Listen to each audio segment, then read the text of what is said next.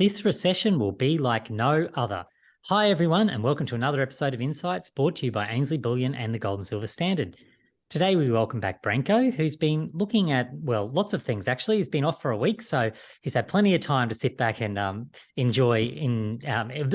the market situation while he's been enjoying a bit of time in the sun, I think. So welcome back, Branko. How are you going? Good, Chris. Thanks for having me back. Good to be back in the thick of it and to explore today's topic. Absolutely. So you put together that piece today, and you were looking at some work out of a Bloomberg analyst, actually, who was really saying that this recession looks like it could be quite different to what we've seen in the past, and possibly quite different to what people are predicting as well. So can you maybe start us off today by giving us a bit of an overview of that work that you looked at for the article today, but also really answering that question, why this recession might be different from what we're expecting and what we've seen? Yep. So there's a few key points that Simon White, this macro analyst, was talking about. And the main one was that, it's rare that we see a recession with elevated inflation.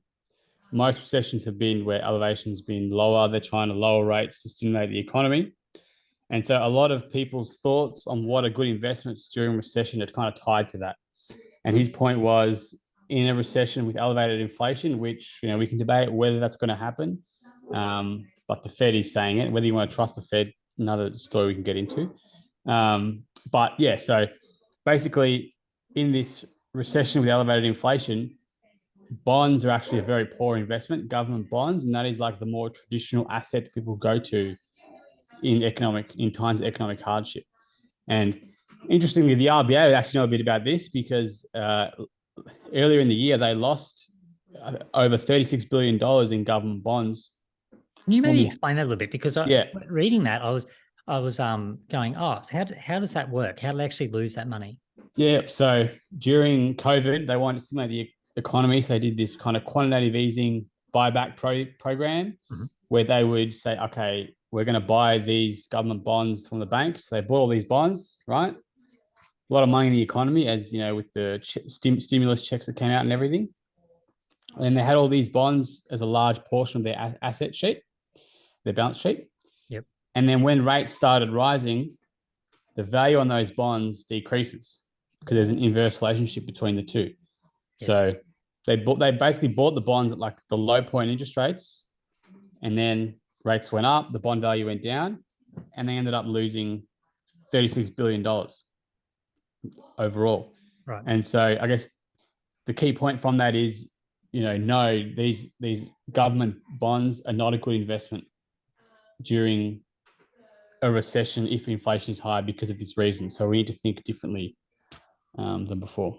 Yeah. Okay. And that's we've been having lots of discussions. I mean, you and I have different people I've been talking to about the fact that it could be different because we are exactly what you just described. We've got simultaneously high inflation, but also those recessionary fears.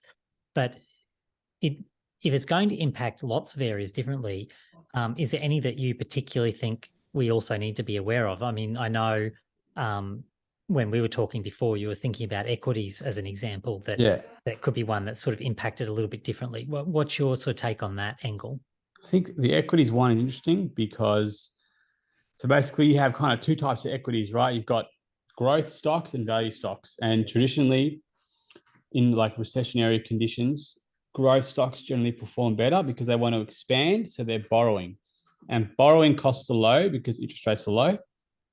So they can expand and grow much faster. And so is that what really digs us out of the recession traditionally, that you've got these growth stocks sort of coming in and taking advantage of the change in policy? Yeah. Yeah. But if inflation's high, obviously then rates will increase. So it's probably going to be a more pivot towards already established value stocks that don't need to grow as much, because if the borrowing costs remain high, then these growth companies can't expand as much. So that's the other kind of interesting point, is that value stocks might be the better play, even though in the past growth stocks have been able to take advantage of economic hardship. Yeah. Okay. So we've got multiple factors at play, like sort of summarizing where you've come on this journey so far with it. Because we've got the two sort of polar opposite impacts hitting us at the same time. We've got different factors at play, which can result in different outcomes than what we would traditionally expect. So where does that then leave us for the question we always want to know on this show? Where does this leave us for gold and silver? Because my personal sort of view on this is actually slightly different from what you've talked about from that analyst today. Like, I actually think we may be heading more to potentially a deflationary situation, and that the inflation is going to fall off quite quickly. But it seems that we might end up at the same outcome, regardless of whether we get the heavy inflation or whether it actually is more disinflationary or potentially even deflationary. So how does gold and silver factor in here in your mind? Yeah, that's an interesting point as well, which I think we can touch on later. In terms of gold and silver in this specific scenario, it's still very bullish.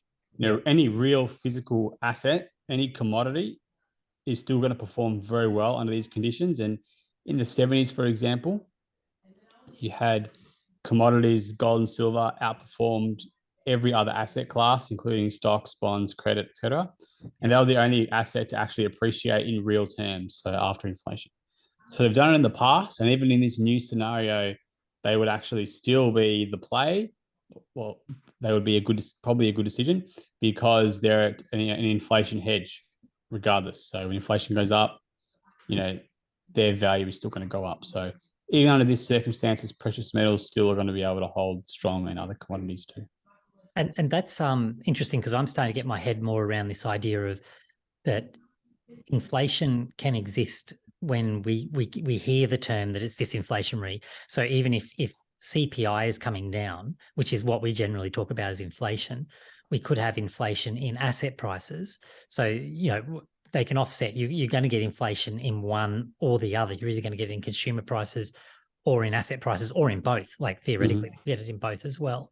So that probably aligns with what you've just said there, that in that inflationary environment, we would expect gold and silver to do well, because in this situation, we're probably talking about CPI inflation and asset price inflation as they start pumping more money into the system. Is that how you word it?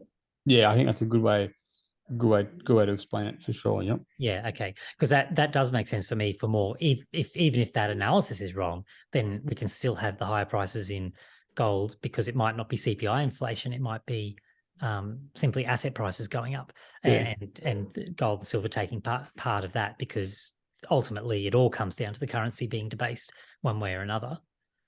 Yeah, I think the risk reward on commodities as well is just really high at the moment, in general anyway, because it has this potential for kind of either way. It seems like it's going to do well, and even if we stay neutral, the floor can only go so low compared to other assets. That's right, because the base has been so devalued. So I know there was a point you were really keen to finish up on about general principles that sort of came from this research about how you would construct a portfolio, or what things you should be looking for. So can you maybe give us a bit of an overview of that?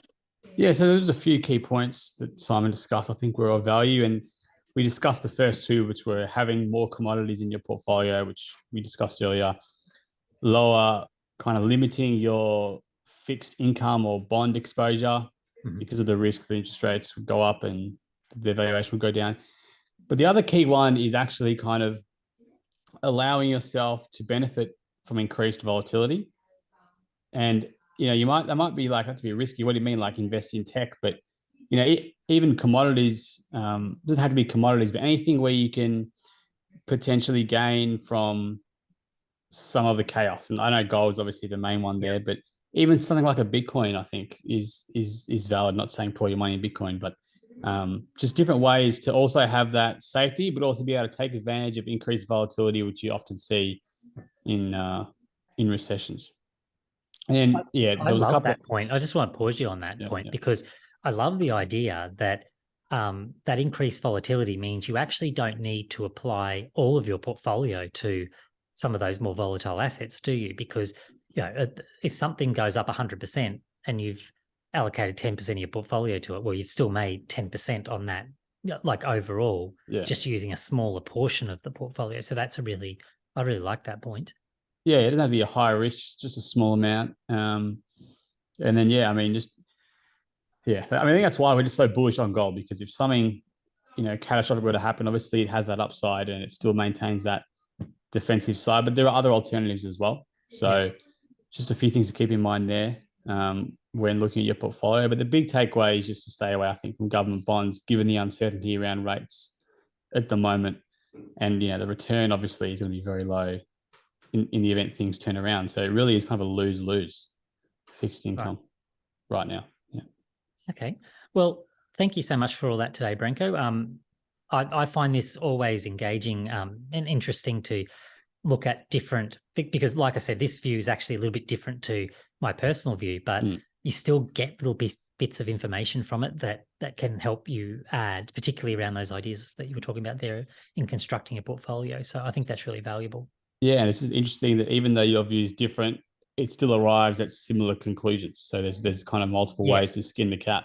Yes. And I know. I definitely appreciate that. And I think that's really valuable, and hopefully it's valuable to people who are watching as well. So thanks to everyone for watching. Remember, reach out if you have any questions or comments or feedback through those social channels. We're more than happy to take all them on board. We appreciate that. That's us for this week. So stay safe in the markets, everyone. It's a fairly been actually a fairly calm week, so hopefully it continues that way into the weekend. But we'll see how we go, because it always tends to surprise at the end of the week. So we'll see how that goes. But no doubt it'll pick up again next week as we start getting more data out of the US to really tell us where we are. But stay safe, and we'll talk again next week. Thanks, everyone.